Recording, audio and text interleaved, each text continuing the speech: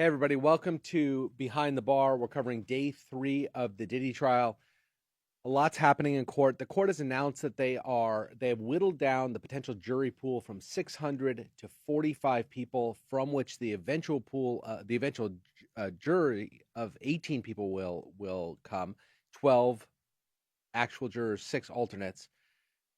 A lot's happened for the last 3 days. Court's going to be dark tomorrow. On Friday, they're going to finalize jury selection. We're going to have a jury impaneled going into the weekend, and then starting with opening statements on Monday morning.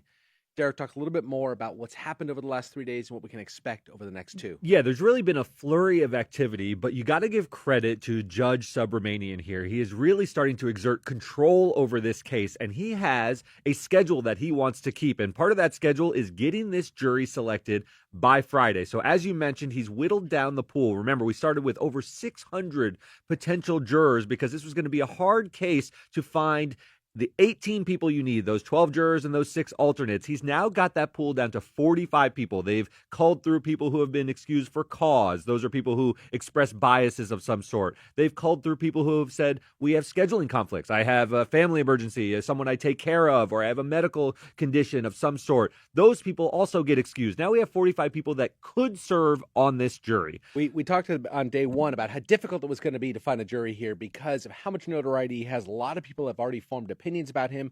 And also, it's 2 months potentially. And you're not going to be able to work for that 2 months. So you're trying to find a swath of people that can even theoretically actually serve on this jury. And then also eliminate for a lot of people who have preconceived biases or whatever it might be. So now we've identified 45 people who could serve. That's right. Selected could serve. And that's no small feat. I'm impressed with this Right. judge, aren't Very you? impressed. To this point, Incredible. he's a 45-year-old judge. He's a pretty young man, and he's got a very high-profile case. So that's a tall order. Now we've got the 45. Court will be dark tomorrow, meaning they won't do anything tomorrow. The last bit of strategy here is how do these prosecutors and defense team use their peremptory challenges? Those are challenges that you can just state, I don't want that juror. You don't have to establish cause. You don't have to say they have a scheduling conflict. You can just take a look at them and say, nope, not that You one. ask them a bunch of questions. There'll be questions asked, continuing questions. They've already asked these jurors a lot of questions. They're going to ask them more questions. They're going to assert peremptory challenges against them. They're going to just kick them out. There are certain reasons you can't kick somebody off, although you don't have to disclose your reasons. If the judge finds that you're engaging in a racial pattern, if you're kicking all the black or all the white jurors off of a panel, the judge can step in and say, hey, I've got my eyes on you. You keep this kind of thing up, you're going to get sanctioned. That can happen. These lawyers are way too sophisticated to do something like that. That won't happen here. But That's right. And if you do something like that, it creates grounds for appeal. So Yeah. you really have to mind your P's and Q's. You can use these peremptory challenges, but not for racial grounds, not for gender grounds. There's strict Supreme Court precedent about not using them for one of those excludable categories. All right, so that's what's going to happen on Friday. We're going to go from 45 to 18, 12 main jurors, 6 alternates. We're going to have a jury again. We're going to have opening statements on Monday. Prosecutors were dealt some seriously bad news over the last couple of days. They can't find one of the 3 primary witnesses. This is massive because we all know that their case hinges on these unnamed victims that they've listed out in their indictment, plus victim number 1, which everyone knows to be Cassie. She will testify. But victim number 3 is where all the action is because the prosecution has announced we're going to lead our case after opening statements with 2 witnesses and then a third who's going to take a longer period of time. Maybe that third witness is Cassie because there's a lot of juice going on there. But those first 2, one of whom is probably this victim number 3, who they say we simply can't locate. They have told the court, prosecutor Maureen Comey told the court that the woman doesn't live near New York City. And despite their efforts to this point, they're concerned she won't even appear if subpoenaed. So this is something that comes up in trial. These are people who are going on with their lives. They may have been Diddy's girlfriend at some point, but you get a court subpoena and you got a job. You may say, I don't really want to show up. This is not my trial. Before we act too flippantly, you can be arrested for this. You typically are arrested for this. If you have a trial subpoena, you are legally obligated to show up and testify, and this is going to piss prosecutors off. So you're bound. You're under penalty. That's what subpoena means. You have to come. But it's a big deal here in particular because the prosecution is alleging that Diddy engaged in a pattern over a long period of time of coercing people and bringing them across state lines in order to engage in sex. And if you have one fewer witness, they only have identified 3 victims. Now we're down to 2 apparently. Right. It's harder to make that case. Now, it's not that they can't do it, and they're going to be other people are going to testify who aren't victims necessarily, aren't alleged victims, but have witnessed the conduct that Diddy's engaged in. Prosecutors presumably have those people too on their witness list.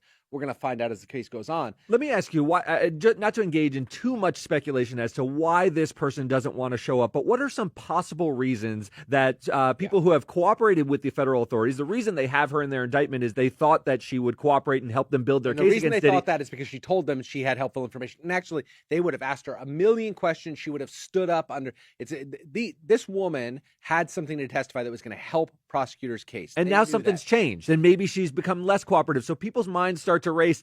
You know, Diddy has been accused of sort of meddling and maybe witness tampering and things of that nature. We obviously know nothing. There's no evidence to suggest that he has tampered in any way, but people's minds start to go to those places when all of a sudden a key witness to the prosecution's case can't be found. Yeah, I mean, we're just speculating here, but it could be something as simple as the person that wants to make a name for herself and we know they're women. That's one thing we know. In the record industry, in the music industry, and she knows that even if Diddy goes away for a long time, there are people that hold that against her. She's changed her mind for professional reasons like that. She also could feel fear. There are other people out there who, not Diddy, we're not going to cast the blame on him, but he's got a lot of people who are fans, devotees, friends, business associates, etc., who may have put pressure on her. Sure, or there could be innocent explanations. She could have changed her mind and said, I want to put this behind me. I no longer want to participate. This circus has gone on long enough. I want to move on with my life and don't want to relive these issues on the witness stand. There's myriad reasons that this could go on, but it's a big deal because prosecutors build this. They must be so livid. Pissed off because they invest hundreds of hours in these few alleged victims to build up their testimony, to vet their testimony, to make sure that they're not getting swindled, and to prepare these people for testimony, and all that's wasted. Sometimes in preparing someone who is not familiar with how criminal cases work, it could scare them, right? You're sitting with prosecutors who are saying, we're going to let you open this all up. You're going to be able to explain what Diddy did to you or allegedly did to you. But then cross is going to happen. Mock cross-examination, yes. And that can be terrifying for a witness. You can get very, very scared. These are top flight lawyers on the defense team, and it's entirely possible that she thought, I don't want to face now, that. Diddy's team has not, the prosecution has not ruled out that their continuing efforts to find this person may bear fruit, so they may, in fact, be able to save this. But as of right now, they do not have this person for Monday morning. That's right, and the judge said the show must go on. Right. We are in trial now. I have sat and impaneled a jury at that point. Once that they're sitting there, you got to go on with the show, whether you have your witness or not. I just said something that was wrong. I said they're prepared to go on Monday morning. As far as we know, the timeline is that opening statements are going to start on Monday. We talked to Kirsten Brown Neal yesterday, and she said that likely here you're going to have at least a half a day per side of opening statements. So we're likely to get our first witness, it seems, on Tuesday of next week. It seems that way, although if the opening statements go short, sometimes the judge will say, you better have your first witness ready for sure, because they want this trial to go as short as possible. I mean, it's budgeted for 4 weeks. It's an imposition on the jurors' time. It's an imposition on the judge's schedule. They have other matters. Very expensive. The last things you want to get these trials out of the way as quickly as you can. Yeah. So this is a very big development. We'll have to see where it goes. If victim 3 sort of shows up, it'll be a very exciting thing for the prosecution. If she does not, the defense is going to be crowing about this, and they will spin it in press conferences afterwards as this case is falling apart. It's threadbare. We have one person on YouTube who doesn't believe that this person was intimidated out of it, just thinks they got paid off.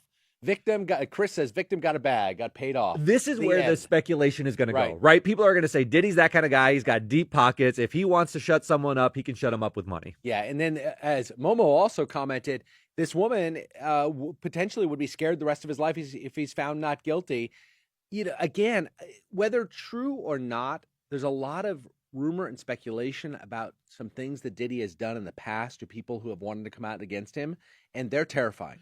Yes, and I want to point out one more thing. So this person not showing up, a lot of people might be thinking, there's a raft of civil suits. Go grab one of the other people who filed one of these Busby lawsuits. It's not that simple. No. When a prosecutor is building their case, they need credibility. They need someone who tells a compelling story where there's evidence to support it. And many times in civil lawsuits, people are just filing claims and they're looking for a quick settlement. There may be nuisance value. They may not be credible on the stand. So finding the people that are going to actually buttress your arguments against Diddy is no easy task. And let's not also forget the point that the people that Tony Busby's representing, they're all Jane Does. Yes. They don't know who they are. And Tony Busby's not going to give up who his clients are. He's got privilege. He does not have to say that.